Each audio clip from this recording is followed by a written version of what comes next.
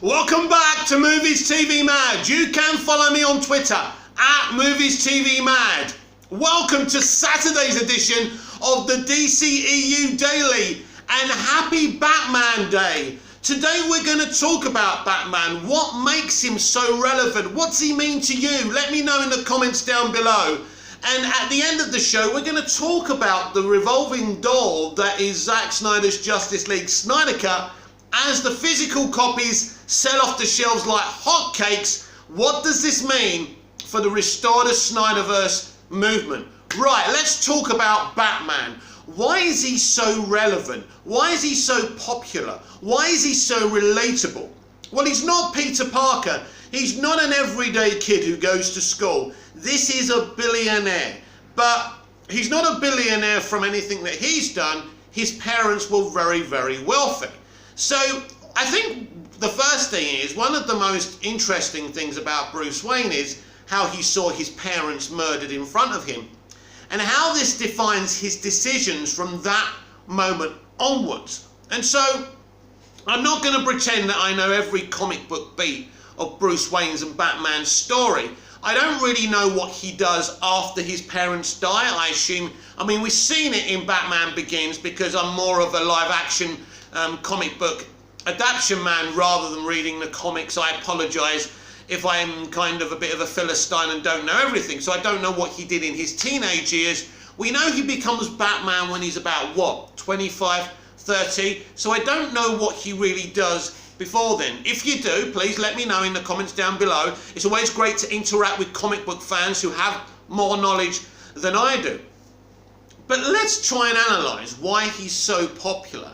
I think it's interesting, isn't it? Because when we hear about wealthy people's problems, we sneer, don't we? We go, well, you're rich. We don't care. You've got no problems. Of course, that's really a bad attitude. All human beings have their issues and problems. So Bruce Wayne loses his parents, both of his parents, in one foul swoop. So how comes a character who's a billionaire, who dresses up as a bat, is so relatable? I think it's not just the character of Batman that's relatable, but it's the city of Gotham itself. Because we know many cities like Gotham, not as dramatic, having villains like the Joker and the Penguin and Catwoman, you know, Riddler, Mr. Freeze. But in terms of, you know, a city that is so corrupt, and it's not just the corruption, it's the poverty in Gotham City. Now, there's many, many cities around the world that, as I say, not as dramatic or gothic, but certainly, you know, it's poverty stricken, you know, there's people on the streets. So Gotham City has that. And Bruce Wayne lives at, you know, Wayne Manor, but he tries his best through his charity organisations to help these people, as well as helping these people reduce the crime rate through Batman. Now, a lot of people criticise Batman, saying, well, why doesn't he give people money? Well, he does. He tries his best. There's the Wayne Foundation. So that's the kind of criticism of the character that shouldn't exist. But normally these kind of criticisms come about from stupid people who know nothing about this character. But he's interesting. I mean, think about it. How does Batman even come with the scenario of becoming Batman, calling himself Batman? Well, in Batman Begins, it's quite interesting. He says that he wants to create an identity that will, you know, steer fear in the heart of his enemies, the villains of Gotham City, the gangsters. And Batman does this because what Batman does, he fights back. Because before Batman, there's nothing. You know, the GCPD is so corrupt, and we've seen it in the TV show Gotham. And so before Batman, there is absolutely nothing. And what happens with Batman is he starts clearing the streets. But why? How can one man do this? Well, that's the interesting kind of gritty, relatable element of the character. Because really, everything he does, you could do if you were tech-minded. He's got the Batmobile, right? I actually love the version of the Batmobile in Batman Begins. I think that was very, very creative. But he's got his gadgets. Now, most of these gadgets a clever person could come up with. It's kind of very smart what Nolan does in Batman Begins, I think. In terms of everything, You know, it's all material you could find in the real world. His cape, what he wears, you know, and I think that's great. And that made the character even more relatable the way Nolan did him. There's nothing, even the car he drives, you know, the Tumbler, you know, it's literally, you know, an army tank in a way. And obviously a very clever man, you know, Morgan Freeman's character, has created this kind of army tank, this experimental car. But everything that Batman uses in the Nolan trilogy is accessible if you have the money. One of the advantages of Bruce Wayne being a billionaire, he can afford to purchase all this stuff. So that's interesting. His privilege, Batman's white privilege, actually enables him to be able to use his money for good. Not only just donating money to people who need it via the Wayne Foundation, but via having the equipment that he needs to be Batman. And it is privilege. I mean, I don't like the term white privilege because people don't understand what it means, and I really don't want to go down that issue. But his privilege certainly enables him to become Batman and make Gotham a better place. Of course, Gotham, and there's an interesting kind of line in Batman vs Superman, Dawn of Justice. You know, criminals are like weeds. You get rid of one, another one grows in their place. And of course, again, this is very, very true. If you think about the bots and trolls on social media, you block one, another one will come after you. It's just the way it is. You'll never get rid of them, and you'll never get rid of the criminal fraternity. But the point being is, Batman, every time a criminal rises up, he's there to bat another one away. And of course he makes enemies, a lot of enemies. And so you've got this element of Gotham City, which is this corrupt, poverty-stricken city. You've got this character of Batman, which is really relatable. I kind of don't know why I relate to the character. I was first introduced to Batman with the 60s kind of Adam West TV show. I mean, the first time I ever saw it was the movie-length version. And I actually think that's so good, especially in the sense of Catwoman being Miss Kitka, seducing Bruce, making him fall in love with her. Because, of course, in the comics, they do have some kind of relationship, even though she is a criminal. In some versions of the graphic novels, she's a worse person than she is in others. And that's an interesting relationship, because in the comics, that love they have between each other, you know, makes her become slightly a better person and understand why Bruce does what he does. But in terms of the 1960s movie, it's interesting because it doesn't really deal with the fact, and I don't even think she's Selena Kyle in that 1960s movie and series, but does Catwoman start to fall in love with him, or was it just a ruse all that time? We know one thing for sure. Her seduction works and he falls in love with her. So it's interesting in the 1960s movie that they touched on this relationship between Catwoman and Batman, even though it was done in a weird way in terms of Kitka and her seducing him as that character, as that Russian journalist. So that was my first kind of interaction with Batman. Why did I like that movie? Well, it's an adventure, isn't it? We've got our heroes, Batman and Robin. I like the whole setup with Commissioner Gordon. The Batcave in that 60s series is sensational. Listen, the Batmobile that they showed us was revolutionary. The way the fire comes out of the exhaust, it was so cool. And that's one of the elements of Batman. He's always been cool. Is he the coolest superhero? I don't know. I think Superman's pretty cool.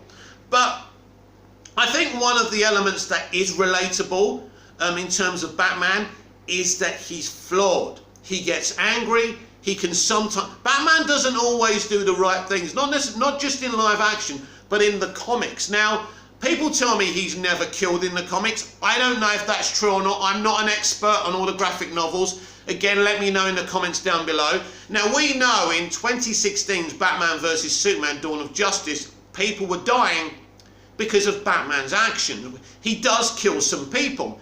He's actually, you know, he's burning them with his mark. So he's become very extreme because of losing Dick Grayson and everything he's lost in the past. There doesn't seem to be a Bat family anymore, Was there, you know, in the Snyderverse, was there ever a Bat family? Apart from Dick Grayson, was there a Batgirl? Was there these other characters? I don't know, because it's never really explained.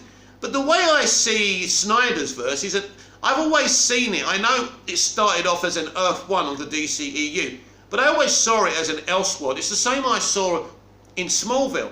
I never questioned Lex Luthor knowing Clark Kent before he becomes Superman, because I just thought, look, it's just an Earth in, you know, in the DC multiverse. Anything can happen in the multiverse, right? And it's Earth 1 where you kind of say, I think an Earth 1 can kind of, should copy and paste what they do in the comics, but the rest can be more creative. And like, you know, Nolan's Dark Knight trilogy, that's on a universe somewhere, but not necessarily an Earth 1 either. So that's why you can have the Tumbler. That's why he's slightly different. But even in Batman Begins, there's the phrase at the end to Ra's al Ghul, I don't have to save you. I'm not going to kill you, but I don't have to save you. And so you can make your own mind up if he kills him. Well, he leaves him there. You know, Batman at that point has the power to save his life, and he doesn't. And it's a very interesting decision. And I mean, I don't know. Ra's al Ghul's a very interesting character. If you look at the different versions of him in different graphic novels, there's even versions where Batman and Ra's al Ghul work together. So I'm not sure in the comics if he's always bad or sometimes good. That's something else you can let me know in the comments down below. That's another fascinating element of the Batman character. One of the things that they really did well with Batman, and again, I don't know if the creators of Batman actually come up with the kind of rogues gallery of villains, but they have the best rogue gallery of villains for Batman. There's no question about it. The Penguin, fascinating. The Joker, one of the most popular characters. Harley Quinn, who was created by Bruce Timm in the animated series. And we look at the animated series, it's so popular with people. It's a great adaptation of the Batman graphic novels, of the Batman character. That's not my favourite animation. I've mentioned it on here several times, but you've probably already forgotten. Batman the Brave and the Bold is my favourite animated Batman series. I prefer that than the original Batman, the animated series. It's just me, I'm not saying that's not a good thing. Of course, it's classic and people love it. Why do I love Batman the Brave and the Bold so much more than the other animated series? Because it's fun, because it's relaxing. And that's why I really appreciate it. It does some interesting things. I always like the teasers at the beginning, which what happens in the teasers in Batman and the Brave and the Bold doesn't necessarily mean that's what the entire episode is going to be about, but they do some fun teasers. There's Green Arrow, there's Blue Beetle, they do lots of fun things in that series. And you see Batman interacting with so many other Justice League characters as well. It's the one with Red Tornado, the Christmas episode, is so emotional to me. He's trying to, does he have emotions? He's exploring this, and it's such a good episode. But yeah, Batman the Brave and the Bold for me is the best Batman animated series, and I'm sure people have different opinions of that. And I'm not putting down the version that you love before you come after me. This is a day to celebrate, Batman, the Dark Knight, the Caped Crusader. He is a fabulous, fascinating character. But how would I rank the live-action movies? This is very interesting. So let's look at them. So we already discussed the 1960s movie. So then we have a big gap after the series. I don't think there's any live-action Batman until Batman 89. Again, correct me if I'm wrong. Batman 89, Batman Returns, Batman Forever, Batman and Robin, Batman Begins, The Dark Knight Rises, and then Batman vs Superman, Dawn of Justice. I think they are official Batman movies. Batman vs Superman, Dawn of Justice is a Batman movie to me as well as a Superman movie. Some people think it's more of a Batman movie than a Superman movie. I don't agree. But it's certainly a Batman movie. There's no question about that. I would just say it's as much Superman's movie as Batman's, but it's also a Batman movie. But what is the best Batman movie for me? It's very, very interesting when we look at them. So because my favourites all round, the ones that I say they're good Batman movies. Batman 89 is a good Batman movie. Batman Returns is a great Batman movie. And Batman Forever actually isn't a bad Batman movie. It's a bit of fun. It wouldn't be up there with one of my favourites, but I still think it's good. Then I would say that Batman Begins is a fantastic look at the psychology of Bruce Wayne and Batman. The Dark Knight is more about what Joker does rather than Batman, but I still like it, but I think I don't want to say it's overrated. I certainly prefer Batman Begins to The Dark Knight. That's just my opinion. And The Dark Knight Rises has something interesting to say as well. Very, very good. And Batman vs Superman Dawn of Justice is about Batman.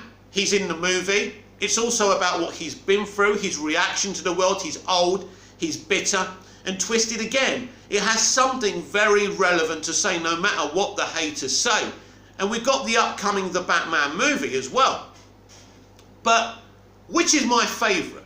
I have to say that Batman Begins is my favourite Batman movie because, as I said earlier, it's the psychology. It's about the psychology of Bruce Wayne and how he becomes Batman. It shows us that he's flawed. He shows us that he makes mistakes. He wants to kill the killer of his parents, and I think that's something that any of us would want if our parents died in front of us when we were a kid and that was taken away from us. Bruce Wayne is a very damaged man. Bruce Wayne will always be a damaged man. You can't heal Bruce Wayne. Yes, he evolves as a person and he can interact and have a relationship with Selena Kyle and all of these things and even have friends and the Bat family, but he's always going to go to bed at night and see his parents killed in front of him as a small boy. No one's ever going to get over it.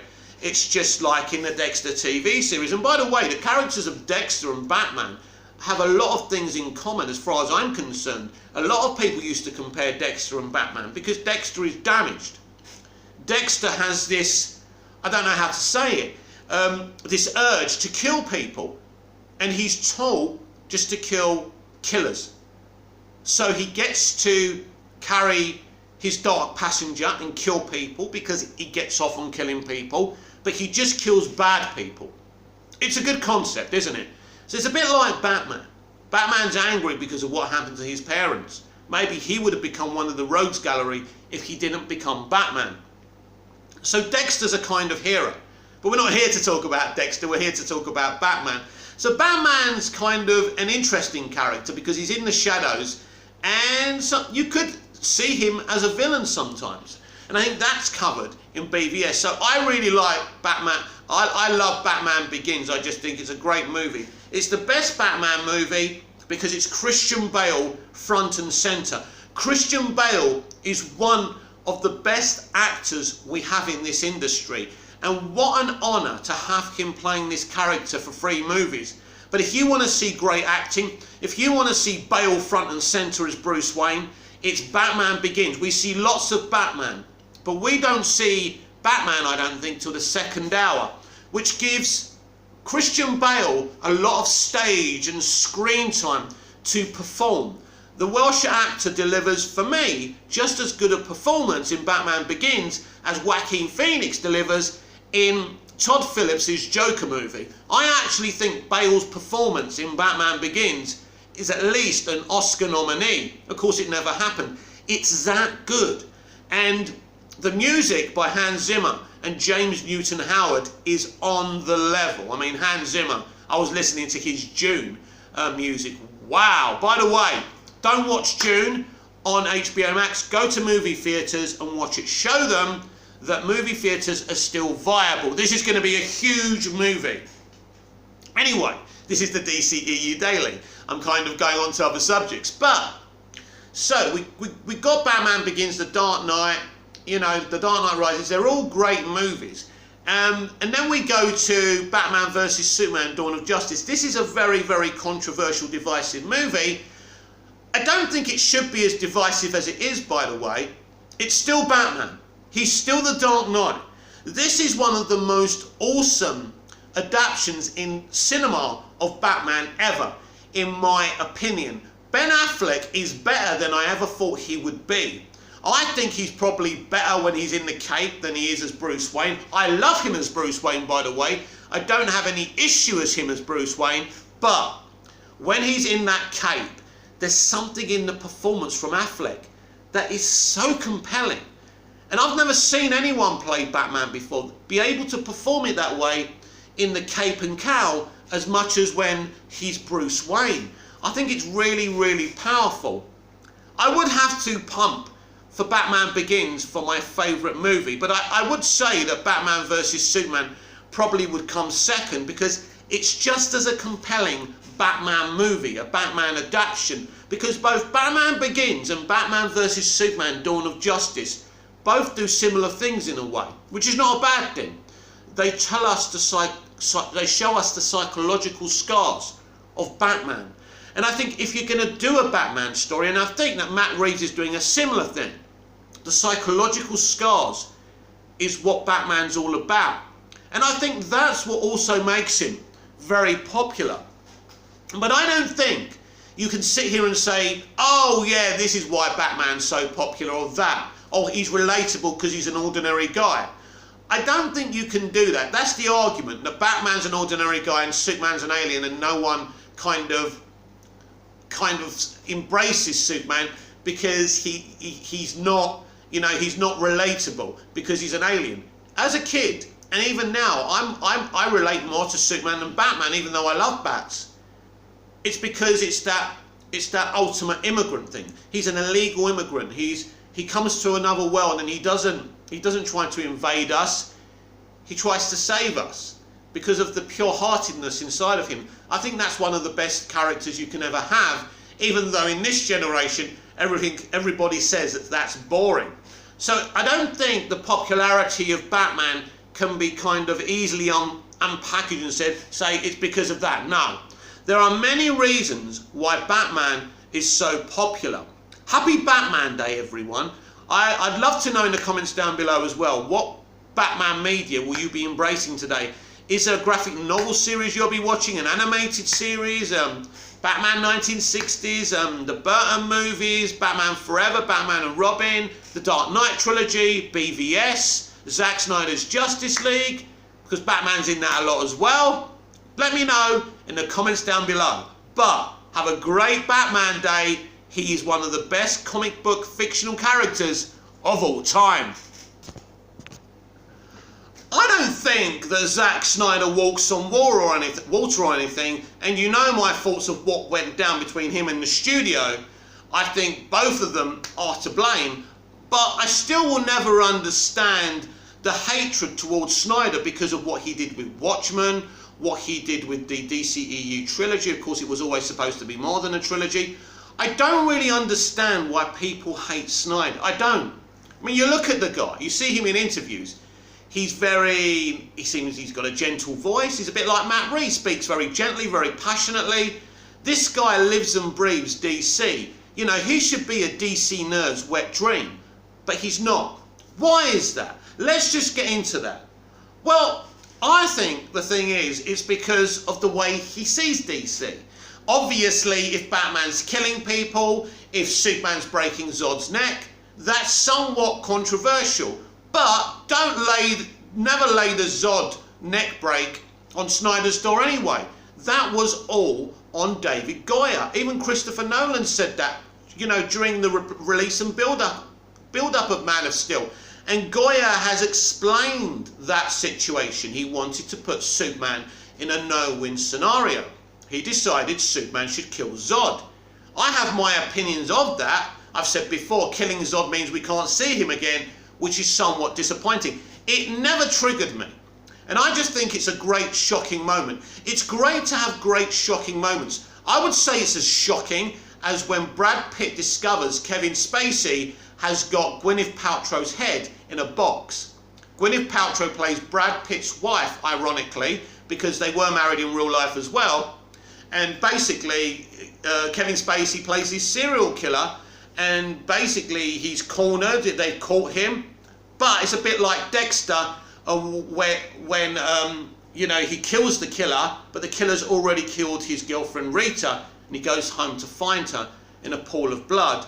with his son in that pool of blood as well, but his son wasn't killed, of course. So this actually Dexter comes up a lot with that scenario.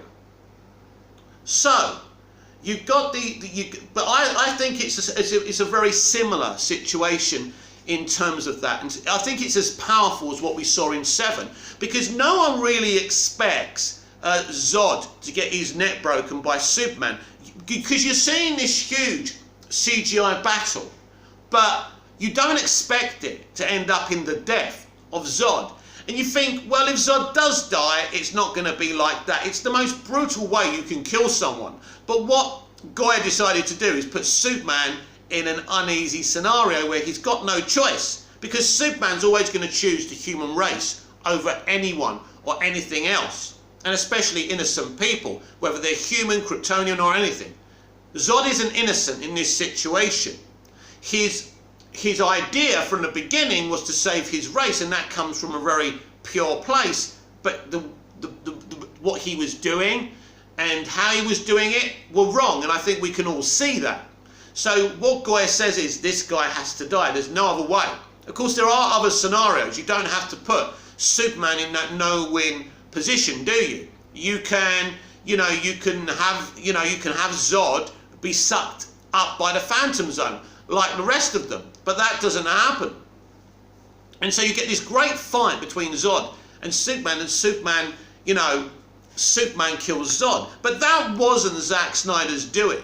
That was Goya's doing, and I think it's always important to remember that. But I still, even if I look at BVS, I still don't understand why people hate Snyder for it that badly. Because you look at the film, it's a very dark movie, it's a very gritty movie.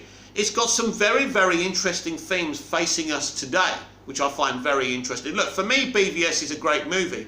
But even if you don't like the film, I'm still stunned at the hatred for this movie. You don't have to like any film, but the hatred for it, I never understood. I will never understand why people hated BVS.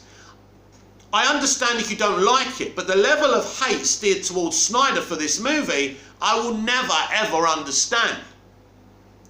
You might not like the take, you might not like the dark narrative of the film, but to hate it as deeply as some of you do, I will never understand that. But it's interesting, because Henry Cavill seems to love Man of Steel, and he hasn't said it, but it's pretty much this is what he means. But he doesn't seem to like BVS as much as he loves Man of Steel. He said if he does another movie, he'd like to continue from Man of Steel. That's an interesting thing as well, isn't it? So many people don't like BVS. And I think it is interesting. Why do people hate BVS? Because this is what I think. It's not a typical superhero movie. It's not, normally in a superhero movie, you got the first act, the second act, and the third act. You know the third act's going to end in a battle. It's pretty simple what happens in the second. And the first act is just setup. So it's paint by numbers. Most superhero movies, especially the MCU, are just writing a paint by numbers film that you're probably going to forget very, very quickly. Snyder doesn't do this with BVS. BVS continues straight off the bat from Man of Steel. But Man of Steel continues in a good, pure, positive place. But when we start BVS, you can see that Superman is not very happy in his role as Superman, and people are doubting him. In fact, the senator from Kentucky is saying he shouldn't be saving certain people. He should not be acting unilaterally. And that's interesting, because all he's doing is saving lives. But she doesn't agree with some of the things that he's doing. So it's fascinating, really. Even in the film, there's this debate about, the same debate about Superman in the film is the debate about the film in real life. People hate what they don't understand. A quote from Kevin Costner's Jonathan Kent, written by David Goya in Man of Steel. I don't think some people got what Snyder was attempting to do. Snyder was trying to make a movie that was dark, that was telling his story, and he gave us the kind of battle with Wonder Woman, Batman and Superman against Doomsday to give the people who don't want a deep movie. to keep them happy. It didn't work. Because by 2016, the MCU was in full force. We had the first Avengers, people were in love with it. People wanted, not everyone, but people, I would say the mainstream, wanted the same from DC as we were getting from the MCU. This was very problematic, because as I said, if there was no MCU and Batman vs Superman come out, right, people would have loved this film. It would have had the same love as The Dark Knight did.